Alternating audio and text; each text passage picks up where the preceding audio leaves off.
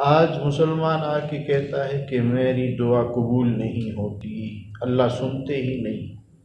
فرمایا جس نے یہ کہا کہ اللہ میری دعا نہیں سنتے، اللہ تبارک و تعالی اس کے ساتھ وہی فیصلہ فرماتے ہیں۔ دعا کے 3 مراتب لکھے ہیں۔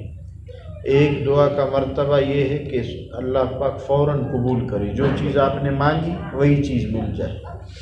ایک یہ ہے کہ آپ نے کوئی چیز مانگی، وہ چیز نہیں ملی اور اس کے بدلے ایک عذاب مصیبت ٹل گئی، آپ کو پتہ بھی نہیں، یہ اس کا بدلہ ہے۔ تیسرا بدلہ، مصیبت بھی نہیں ٹلی، دعا بھی قبول نہیں ہوئی، آخرت میں اللہ تبارک و تعالی اپنے بندے کو بلا کے فرمائیں گے تو نے یہ دعا مانگی تھی، یہ دعا مانگی تھی، یہ دعا مانگی تھی، اس کو میں نے دنیا میں قبول نہیں کی، میری حکمتیں تھی، آج اس کا بدلہ یہ جنت ہے، دیکھو نعمتیں۔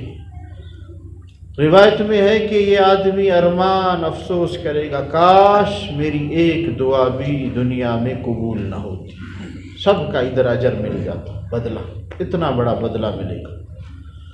تو لہٰذا اس یقین کے ساتھ دعا کریں کہ میرا رب سن رہا ہے، میں اس کی حکمتیں قبول کرے یا مصیبت ٹال دے یا اس کا آخرت میں بدلہ دے دے۔ یقین ہو، صحابہ کرام اس یقین کے ساتھ دعا فرماتے تھے، تو اللہ تبارک و تعالی نے ان کی ہر دعا